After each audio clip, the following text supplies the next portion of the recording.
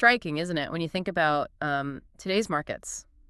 All algorithms and high-frequency trading feels like a different universe. Totally. But, beneath the surface, some of the old echoes are still there from a much, much wilder time. Exactly. And that's what we're diving into today, that sort of wild history of stock speculation. We're seeing it through the eyes of a legendary trader, someone who lived through it all, navigating early Wall Street. And what's really fascinating is seeing how those fundamental forces, human psychology, supply and demand, even manipulation, how they were shaping things then, and honestly, still are now. Yeah, it's not just dusty history. Not at all. It's Yep. about these timeless truths, really. So our main source here is Reminiscences of a Stock Operator. It's like getting a dispatch straight from the trenches bucket shops, the early New York Stock Exchange. A real first-hand account. Right. And our mission, basically, is to pull out the key insights about speculation, market psychology, the challenges people face trying to make money in markets.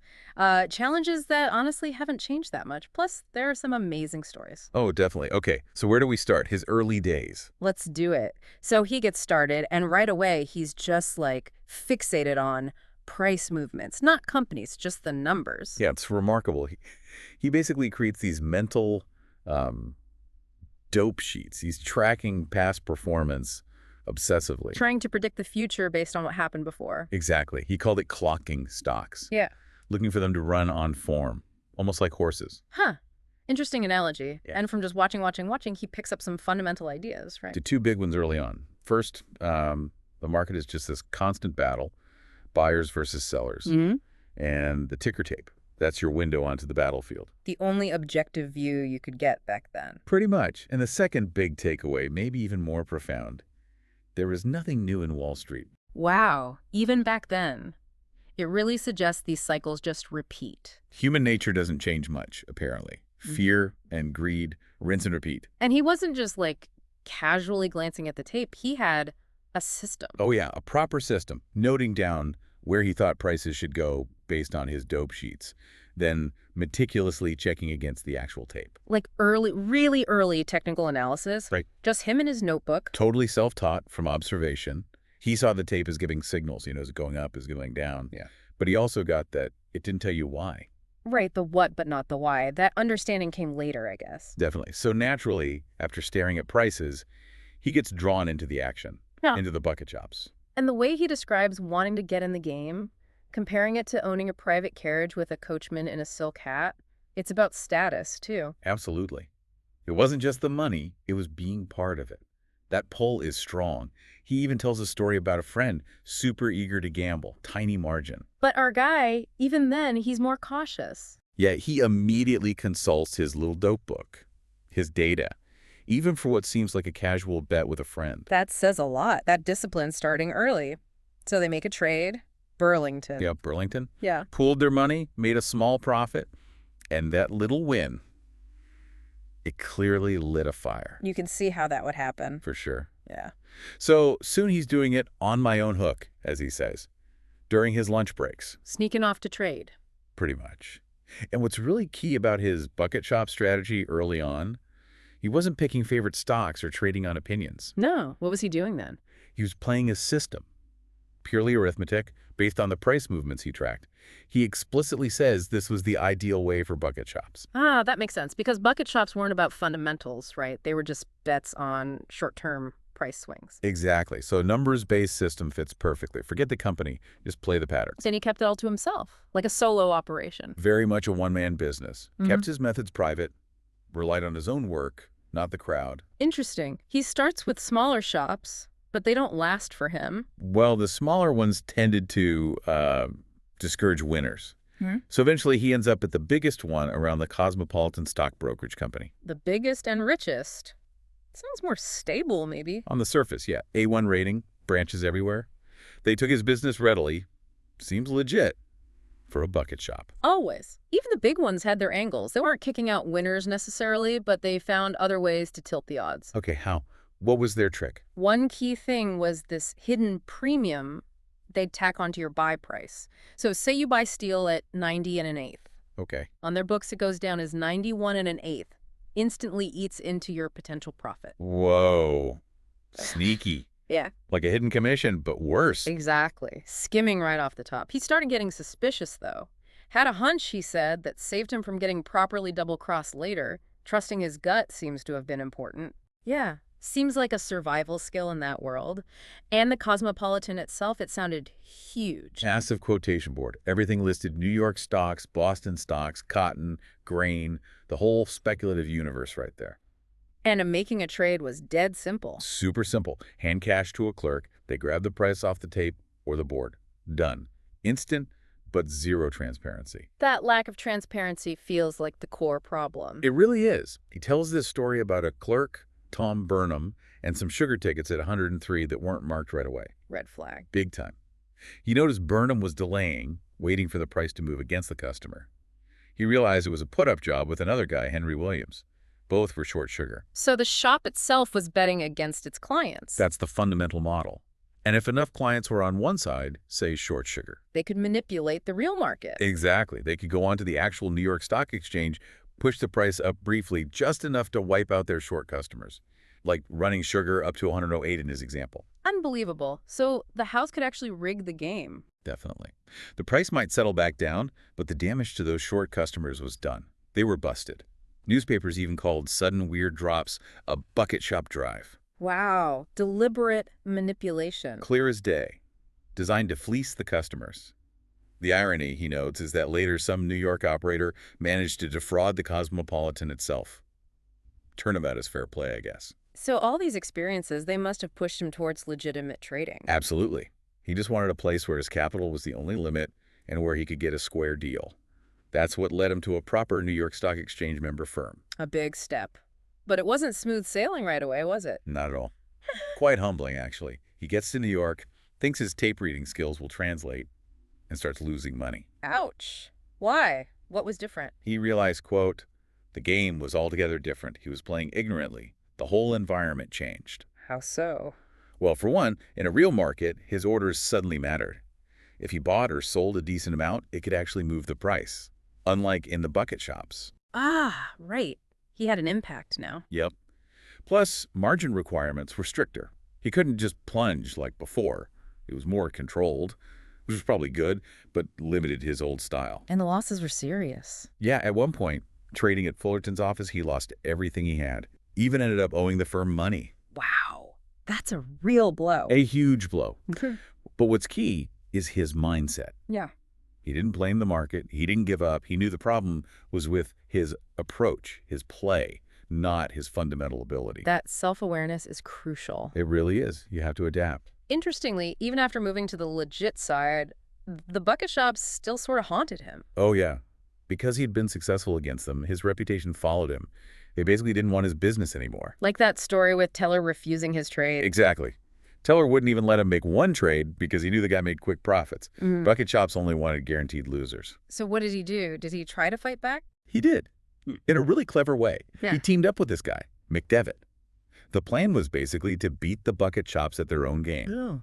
McDevitt would go in, act like a regular small-time trader, build up some trust, play small bets. An inside man. Kind of. Then, our trader would watch the market, wait for the perfect moment, give McDevitt the signal, and McDevitt would suddenly make a huge plunge. Based on the real expert's timing. Precisely. They pulled it off, made a good chunk of money, like $2,800, which was a lot then, and apparently Teller's Hoboken branch closed down shortly after. Huh. Poetic justice. It really is. And it's funny, he reflects later that those old bucket shops, because they automatically closed you out when your margin evaporated, Yeah. that acted as a kind of automatic stop loss, a protection that wasn't always standard even in the proper brokerages back then. An unexpected advantage in a weird way. Oh, never thought of it like that. So, through all this chaos, bucket shops, New York losses, fighting back, what were the big lessons solidifying for him? Well, first, that speculation is seriously hard work. A hard and trying business, he called it. Needs constant attention, constant adaptation. It's not just luck or gambling. Not if you want to survive. Hmm. And crucially, he realized his bucket shop experience, while valuable for reading the tape, was limited. It didn't prepare him for the big leagues. He had to look at the whole thing differently. By new angle. Exactly. Then came the 1901 market boom. That was a big opportunity. He made significant money, especially in Northern Pacific, Built up his biggest stake yet, Okay, things looking up. for a bit. But then the Northern Pacific corner happened. He was initially well-positioned, nearly 50 grand in cash.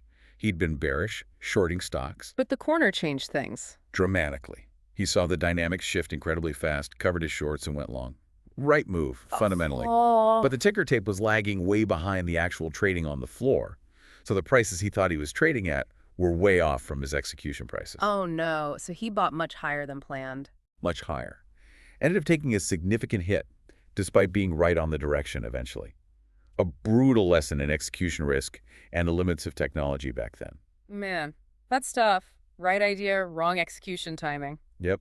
And he also mentions, just the cost of living. Even when making profits, daily expenses chipped away at it, a constant factor. Then comes Saratoga in 1906. This sounds like a pivotal moment. Huge turning point. The Union Pacific trade. What's fascinating is he shorted it based purely on a hunch.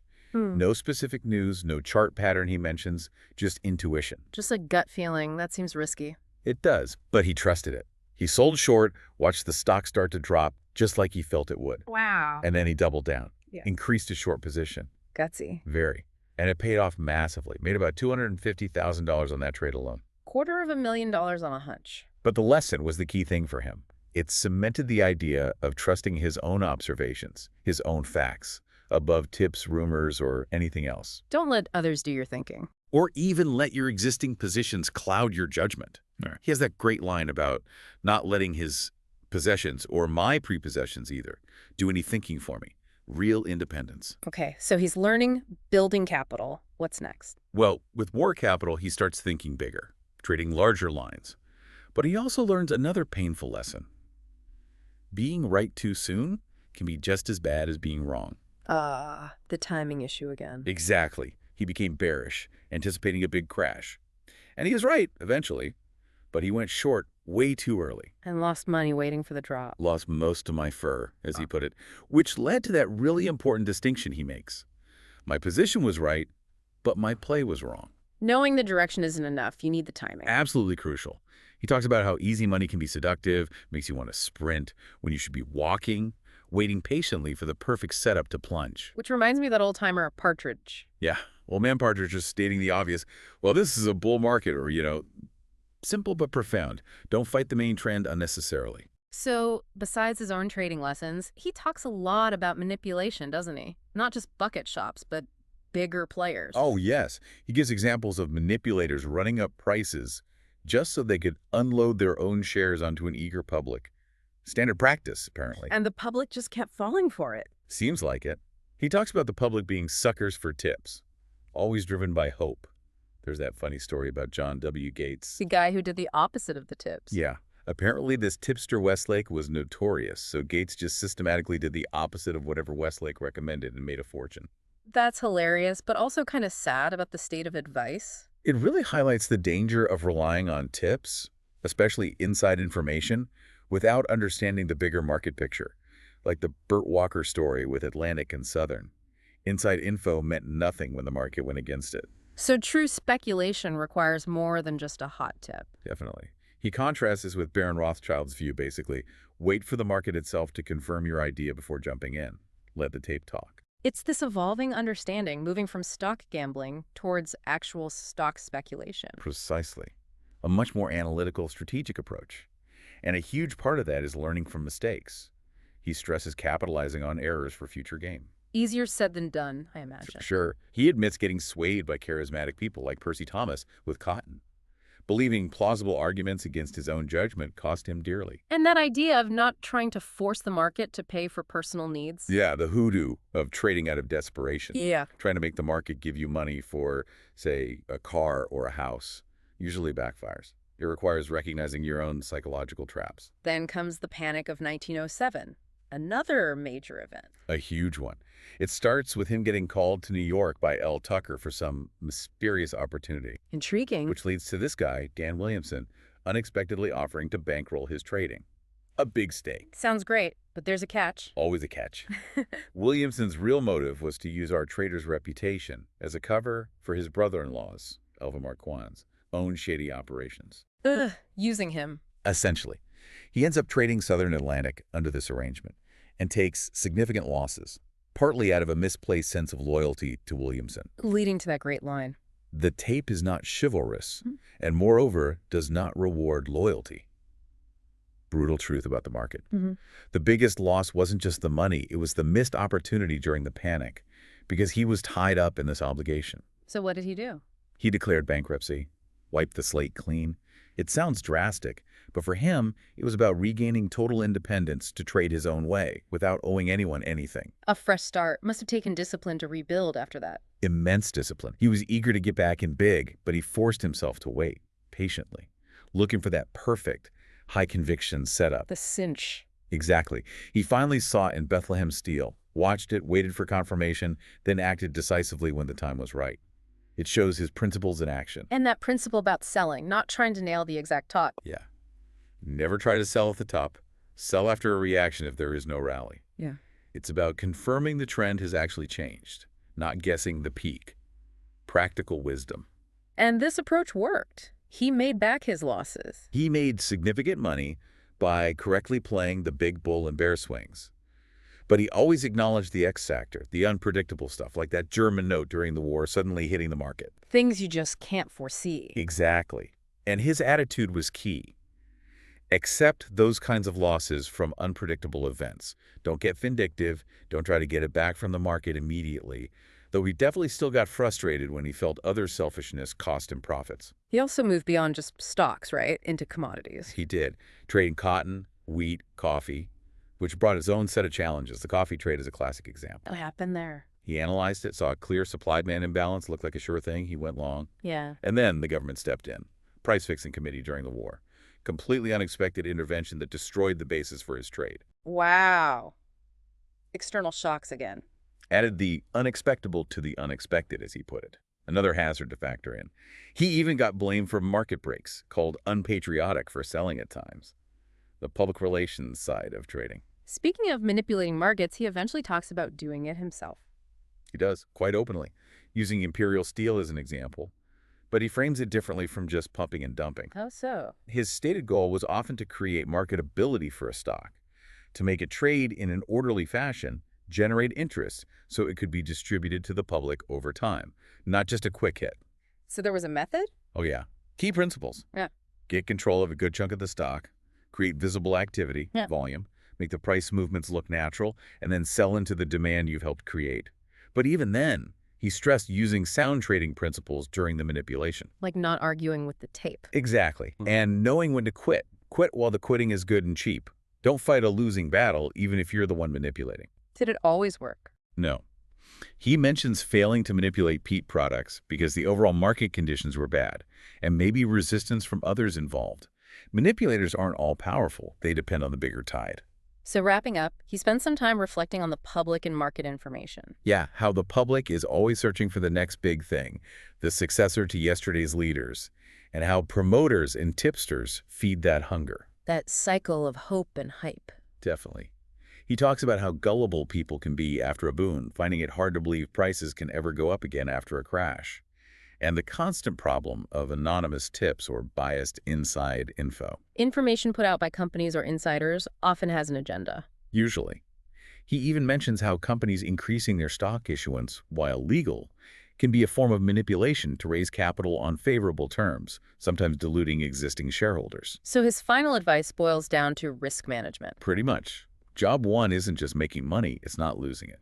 Protecting your capital is paramount. What a journey. This whole dive really paints a picture of, well, a foundational era for the markets we see today. Opportunity and peril, side by side. Absolutely. And that image you mentioned earlier, the young trader with his notebook, his dope book, in some smoky bucket shop, trying to make sense of the tape, Yeah. it really sticks with you. It does, because even though the tech, the speed, the complexity, it's all changed so drastically. The core stuff hasn't. Human emotions, hope, fear, greed, they still drive so much. Supply and demand still matter. Understanding these stories, these historical lessons, it gives you real perspective on today's markets, I think. Yeah, it really does. So maybe a final thought for you, the listener, to chew on. How does that old bucket shop mentality still show up today? You know, that urge for quick, easy money, minimal effort. Good question. What are the modern versions of those hidden premiums or those subtle ways the game might still be tilted? Maybe in crypto, maybe in meme stocks, maybe somewhere else entirely. Where are today's hidden costs for people chasing that fast buck? Definitely something to think about.